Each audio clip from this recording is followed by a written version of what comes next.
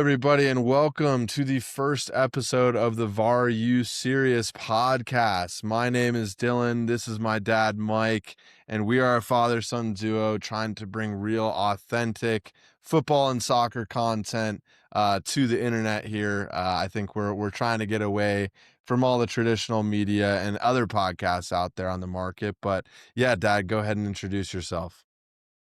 Yeah, we will never claim to be experts, but I think our opinions are unique and authentic. And so I think we can hopefully get people thinking and, a little food for thought out there and have a little fun talking about the game we love. I, Absolutely. yeah. So, Absolutely. No, I go think ahead. we're, like you said, we're not experts, but we both have some decent soccer experience. I played my whole life. I worked in soccer here in the States and over in England.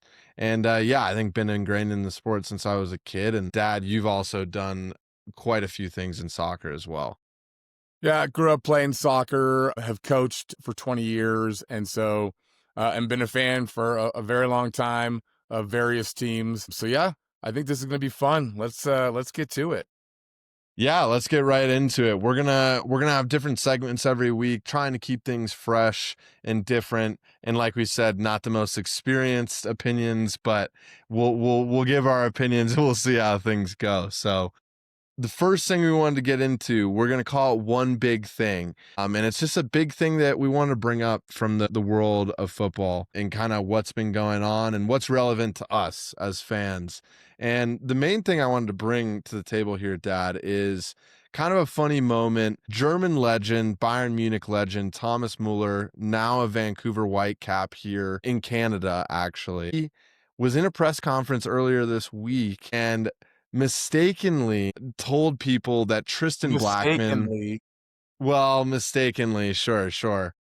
Mistakenly, as the jokester he is, told people that Tristan Blackmon made the U.S. men's national team. Tristan Blackmon, 29-year-old center back from the United States. And I gotta say, it's a little bit of an odd choice. The roster got released today, which we had talked about, and he was in there. And no hate to Tristan Blackmon. I'm sure he's a fantastic player, and congrats to him on making the squad. But Dad, what do you make of all this? I'm a little confused as to him making the squad. Confused is a good word. I mean, as people will learn, you know a heck of a lot more about the soccer world than I do. And honestly, I had never even heard of Tristan Blackmon. So I hope he's a diamond in the rough that we've been hiding. I don't know. There's a number of selections that Poch has made for this camp that I don't quite understand at all. I don't pretend to know more than him, but it's an odd set of decisions, it seems like. No, and I mean I completely agree, and we're also switching up, many departments, not just Tristan Blackmon, not to put the focus on him, but that was the funny moment. But I mean, we're bringing in other guys. The only goalkeeper back again for this camp is Matt Freese. The other two goalies are different. Then we're going to the defenders. We're missing guys like Miles Robinson, Walker Zimmerman, who aren't fantastic players, but they've been around the team, right? And you can say that about midfielders and forwards too. No Weston McKennie, no Gio Reyna, none of these guys. No Haji Wright, who I'm almost positive is the top goal scorer in the championship right now. Yeah.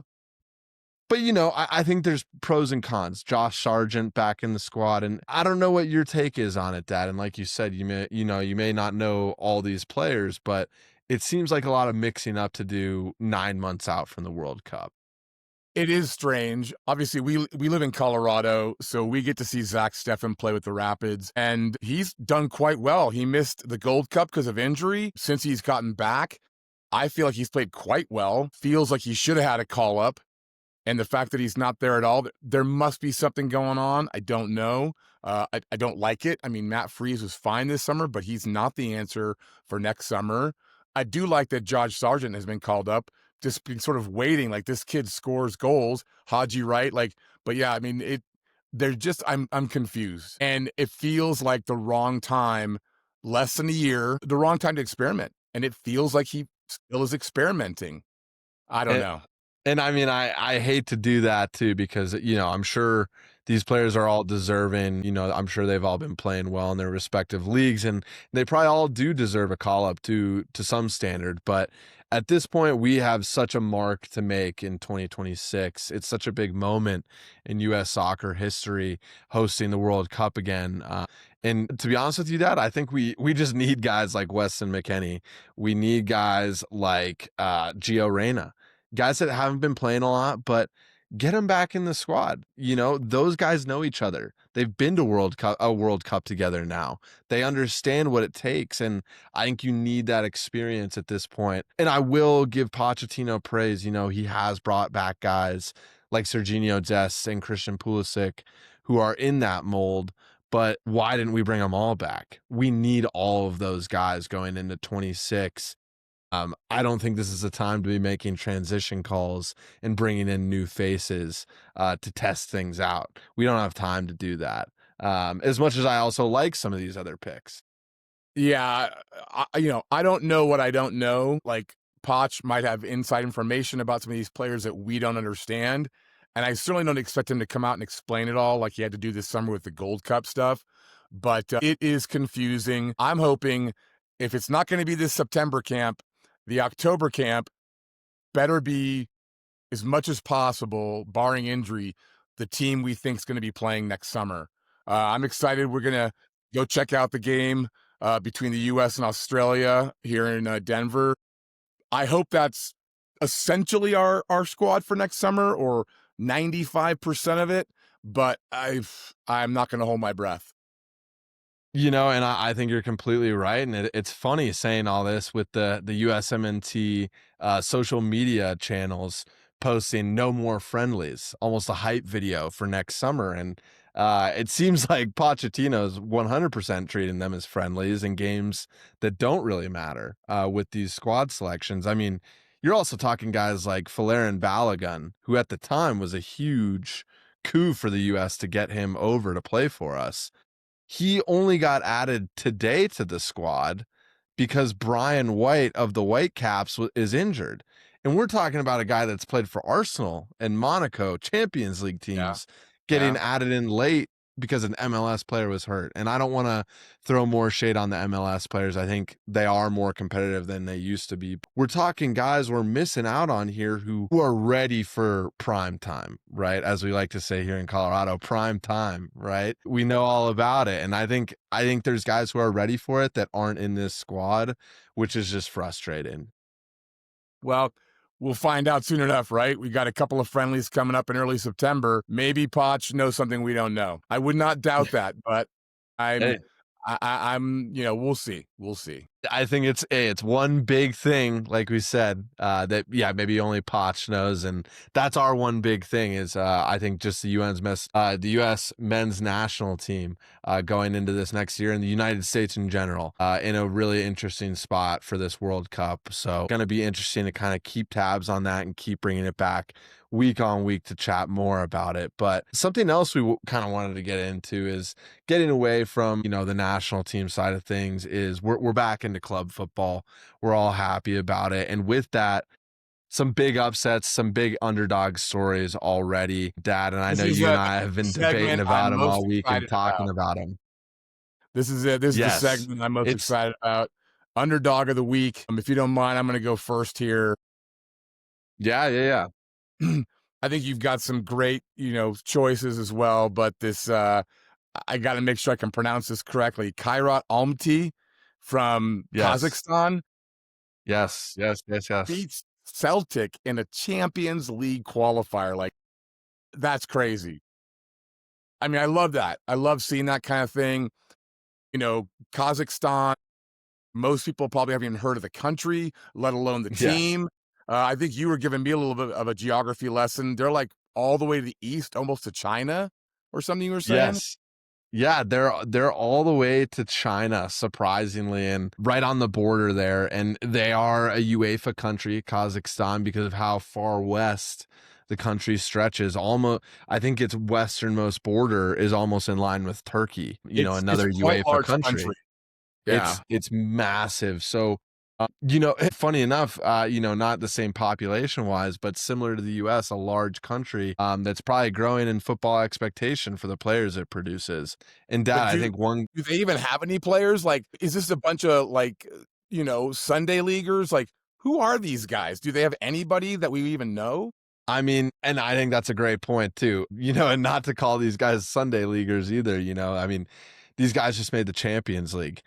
They're going to be playing Real Madrid, potentially at the Bernabeu. You never know, right? And like, good for them for being there. But to your point, I did find out that, and you'll find this interesting.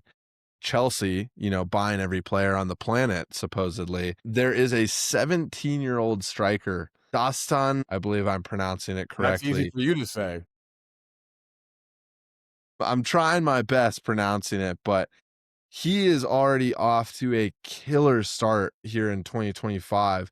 30 games played in 2025, 12 goals, 1 assist at 17 years old. Quite remarkable.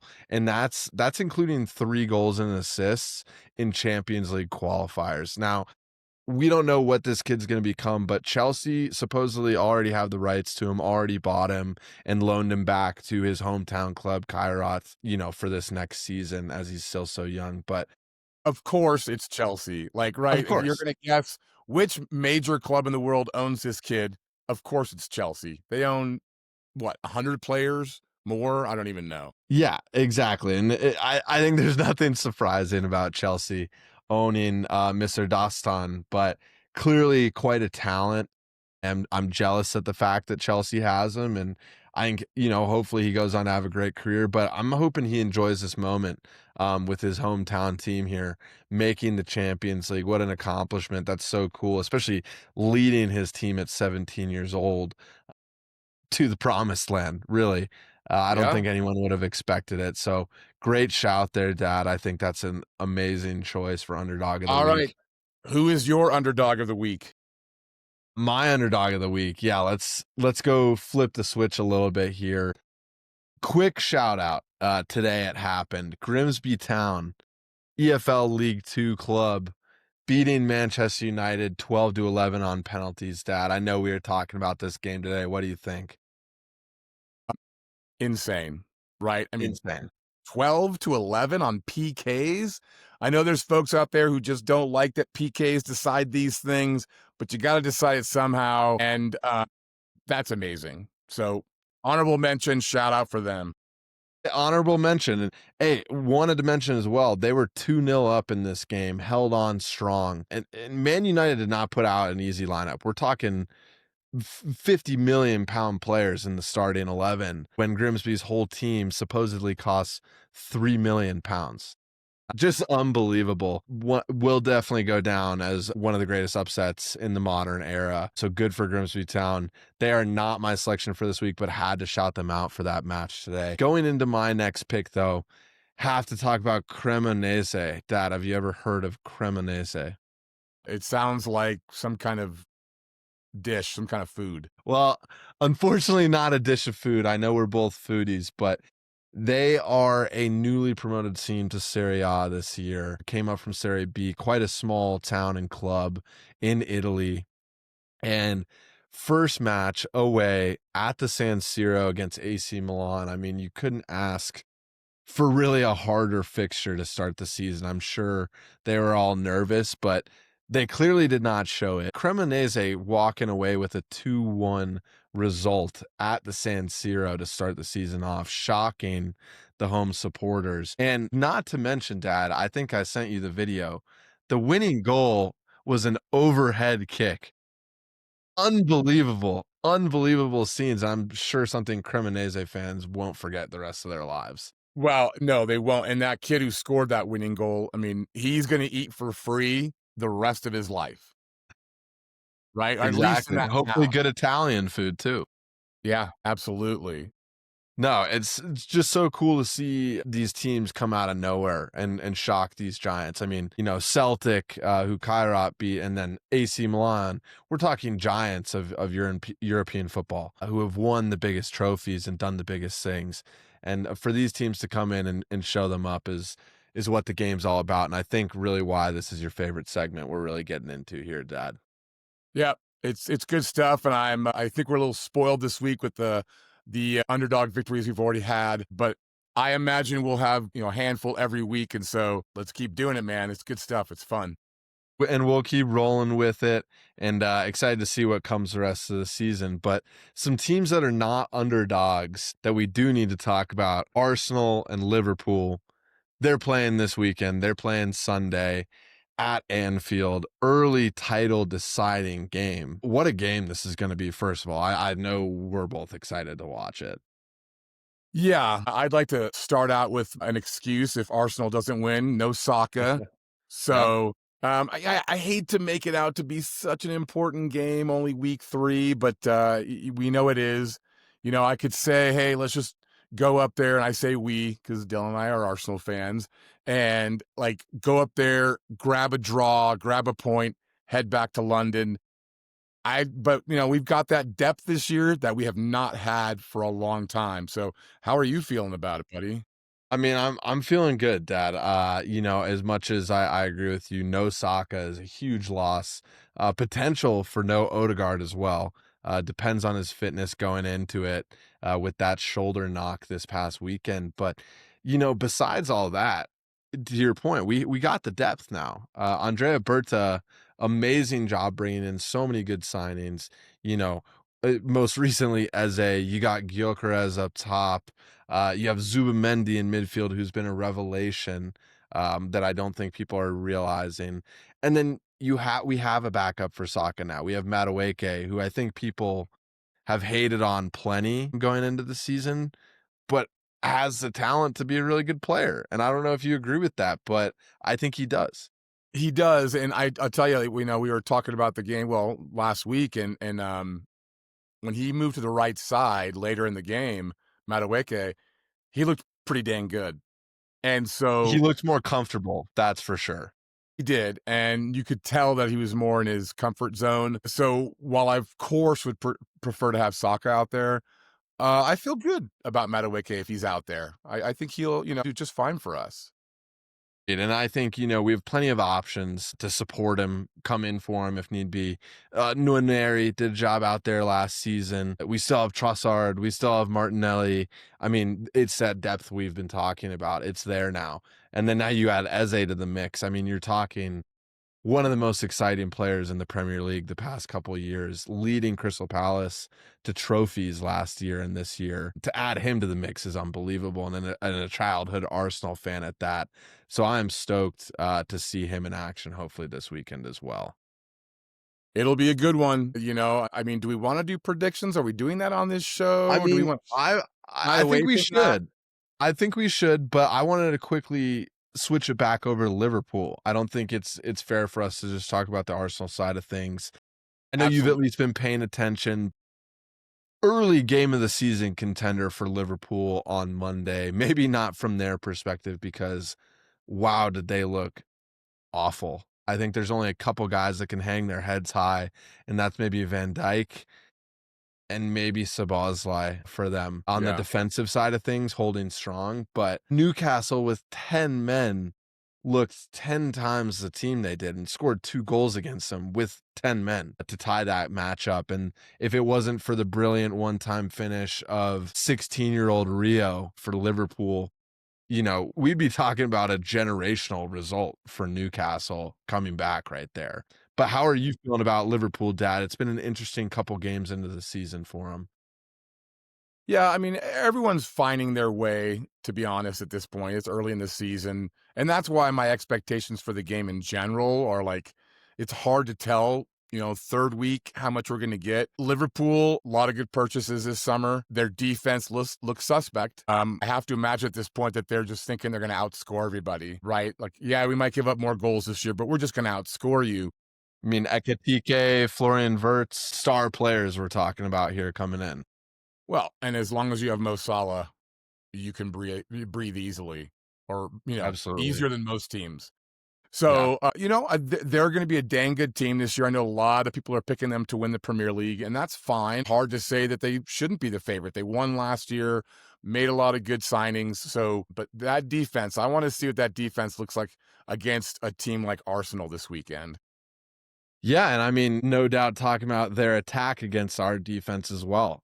2 clean sheets for us in 2 games. We're top of the table. We're the best team in the league right now, I think, after 2 games. And our defense is together, it's solid, it's in the prime of their careers, I'd say. I mean, we have the best center back pairing in the world. I think most people would agree with that right now. And I think it's going to be an exciting game, to your point. And we'll see how it shakes out, but I'm excited to watch it. And to your point, I think we should make some predictions.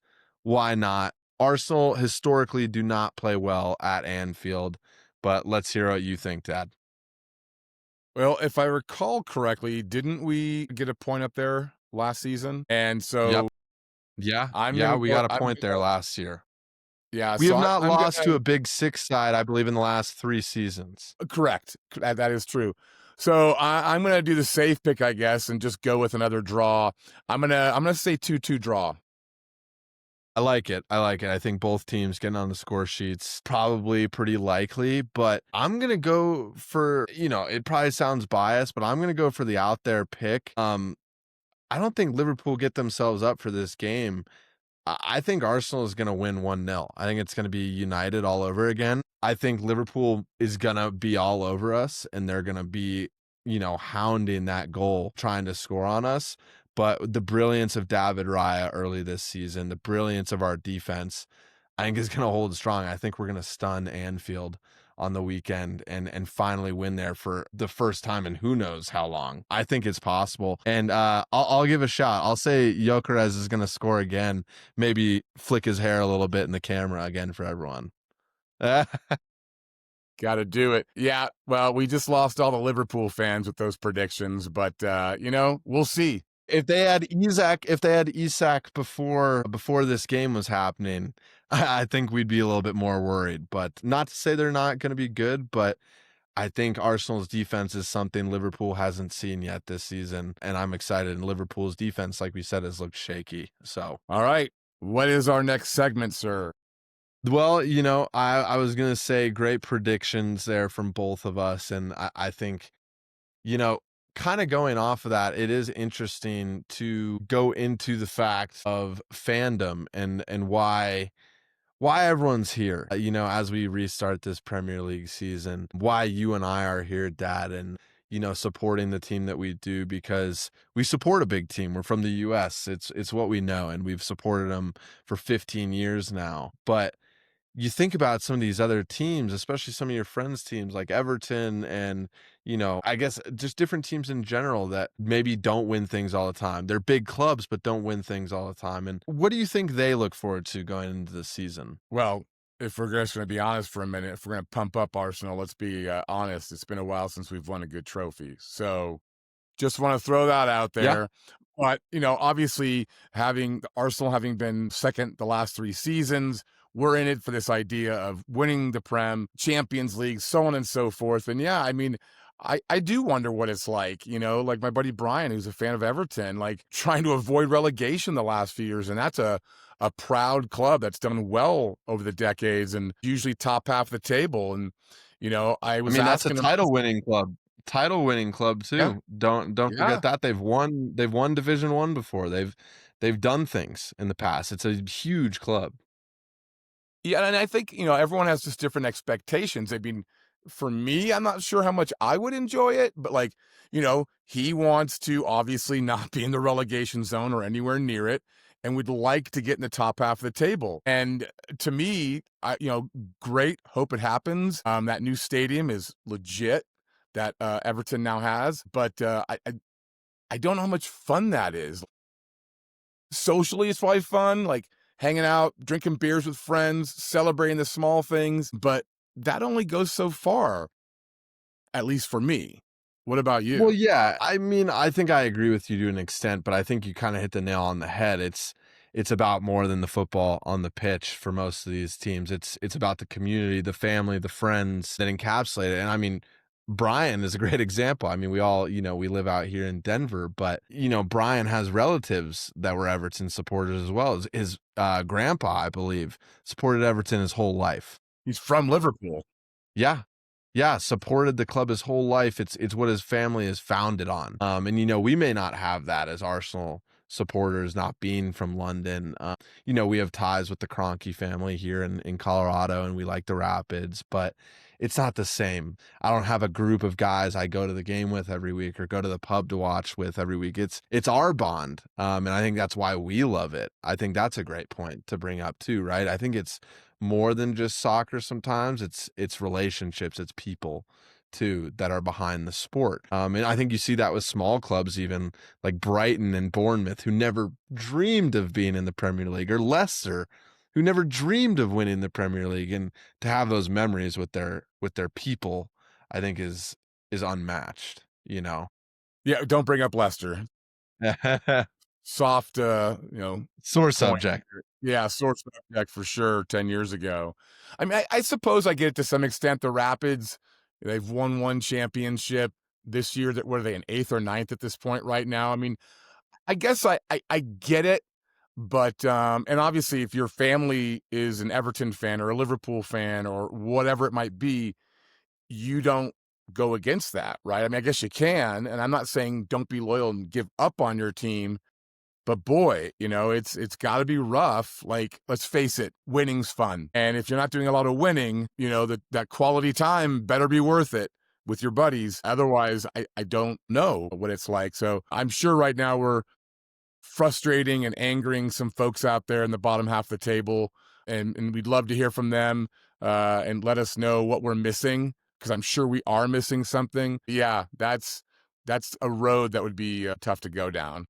For sure. And I think at the end of the day, it's football heritage, tribes, it's tribalism, it's clubs, it's people loving their club. And, I think we're the guys that like a big team, and there's people that don't like us, which is a fair point to make as well. So regardless, we're excited. Premier League's back, European football is back. I'm excited about all the football globally going on around the world, especially leading us into another exciting summer, like we said, with the World Cup coming up. Can't wait for it. Super stoked to see that come to the US. But I think, congrats, and I'm looking forward to an exciting season with all the other fans, Dad. Yeah, absolutely. Are we going to jump into our namesake segment here to start to wrap things up a bit? I think so. I think the best way to do this is just explain what this is all about, right? We landed on the name VAR You Serious because I think, you and I have takes, and we always stand by those takes. And I think it's controversial, just like VAR is. I think there's people who still don't like it. I don't know if either of us like it, to be honest with you. I think it kind of kills the game, and I think a lot of people think that, but we thought VAR You Serious was a fun play on words. And I think we think of it as a great way to bring up controversial topics going on in the world of soccer, and it could be a multitude of things. But I brought a really interesting situation this week, Dad, for the first one. And what I'm going to do is I'm going to explain the situation, and then you're going to have Before you three. do that, though, let Yeah. me quick jump in. You and I have been known to complain about various items, sports related. And so the idea of complaining, like, are you serious? Like many soccer fans. So this fits for me and you, because whether we've said, are you serious? Are you kidding me? And of course, the play on words, you and I, been known to complain a bit. So having a I think you're weekly missing a segment. few swear words in there too, Dad, but it's okay. We'll keep it No, family this is friendly. trying to keep this rated PG here, folks. But PG yeah, show. but so yeah, anyway, what do you got this week for the VAR You Serious Moment of the week? Yes. So let me go right back to where I was at. I'll pick it up. Essentially, you're going to have three options based on the scenario I told you. And we're hopping to Spain for this scenario. But whatever I say, you have the option to go no penalty, yellow card, or red card. Red card being egregious situation, messed up, shouldn't be happening, get it out of here. No penalty being you don't really see an issue with it. Who cares? Whatever. It's really not that controversial. So we'll see how I did this week in terms of the controversy surrounding it. But All like right. I said, going to Spain this week, we have a really interesting situation. We're talking about two behemoths of the sport, Real Madrid and FC Barcelona. I think we're all very aware Barcelona's had a lot of financial issues the past 5 years, maybe to a decade now, that have, forced them to struggle a little bit. Whereas Real Madrid is still the pinnacle of Spain in terms of their dominance on the pitch and off the pitch as a business. They're huge, they're massive. And I got to see that in person, luckily. But regardless, the situation at hand is Real Madrid signed Franco Masuntuano. If I butchered that, I apologize. But from Argentina, from River Plate this summer, for a reported 65 million euros. One of the most promising up-and-coming Argentinian players joining Real Madrid. Very exciting for them. Now, this is a weird case. They registered him to their second team, Real Madrid Castilla. Now, this could have been a financial thing, or it could have been a loophole, because this guy is sure not a second team player. All right. So he got registered to the second team. A 65 million euro signing got registered to the second team, right? Little weird. Barcelona signed a very, very big talent from FC Copenhagen, Rooney Bargi, for 2 million. 2 million. His contract was running out. Not much compensation needed to get him over to FC Barcelona, but they signed him. They're struggling to register him for the first team like they have been with a lot of their players, like Rashford this summer, who they also signed, struggling to register him.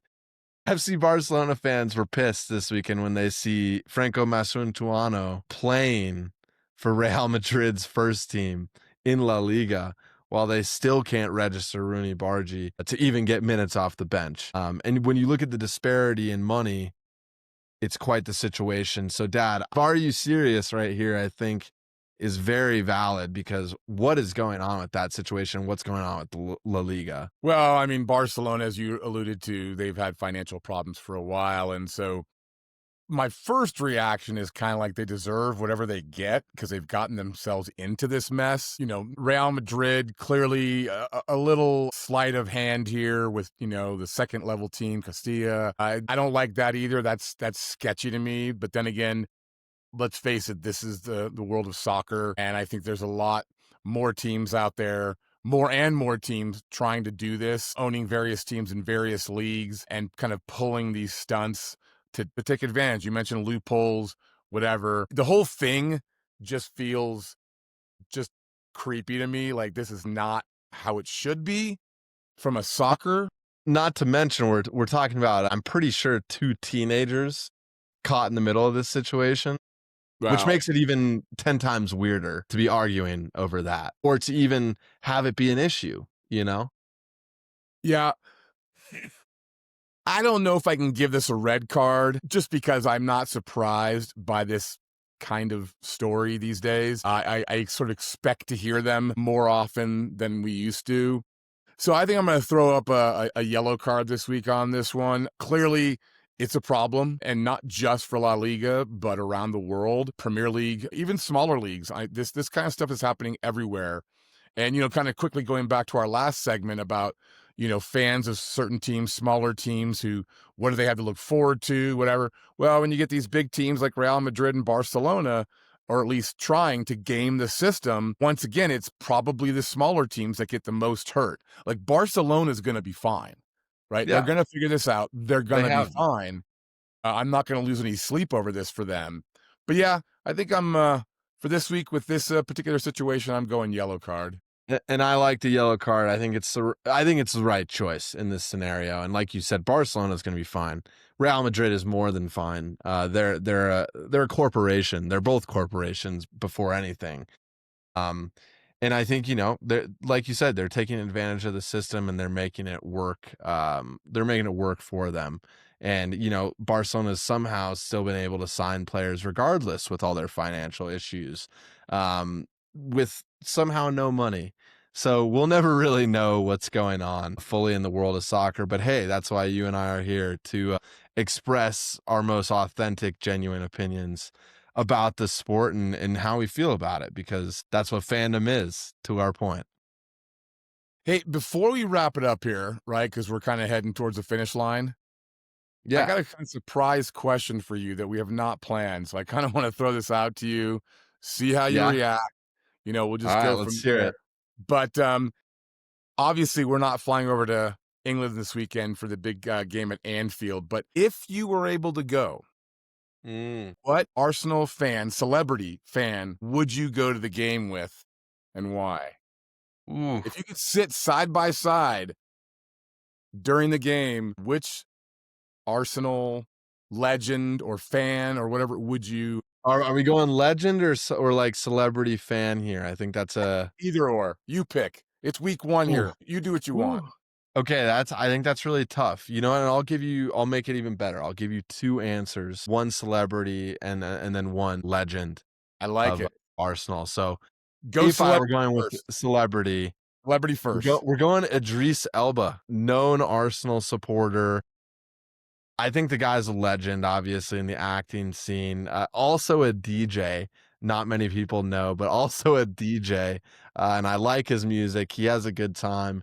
I think he'd be a good guy to hang out with, good guy to enjoy the game with. But he's also kind of serious, and I think he would live up to the moment. He knows how to be poetic about things, so I'd I'm bring wondering if he him. would not want you to Um, bug him during the game. Arsenal legend wise. Well, during the game, I'd probably want him to shut up, but otherwise, I think it'd be good conversation and good support, right? But Arsenal legend, I think my affinity towards him kind of grew even more this past week with the Eze signing video. But Ian Wright, just Arsenal through and through, man. He is such a legend, speaks so highly of the club, knows everything about the club, was a great player for the club, and I think is so passionate and is everything Arsenal is all about. So I would bring both of those two, but to end off what I was saying there, the one person I would mainly bring is my dad right here, my partner in crime, best person to go to a game with. So those are my three people. I cheated a little bit.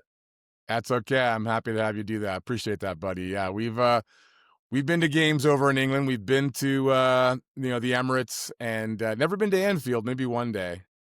One day we're going to make it happen. We're going to make it happen. One day we'll be interviewing the players there, I'm sure. So Hopefully. yes, yes. I think this was a first great episode. We are stoked for the weekend ahead, stoked for the Arsenal Liverpool game and all the things we talked about today. If you all have any questions, feel free to drop them down in the comments below.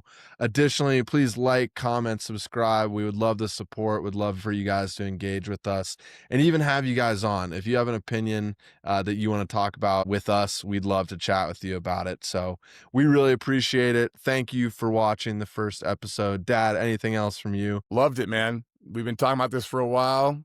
Had a good time. Appreciate the effort you're putting in behind the scenes, doing all the tech stuff because, harder to teach a old dog new tricks. So let's do it again next week. Yeah. We will see you guys again next week on the VAR You Serious podcast. Have a great one, everyone.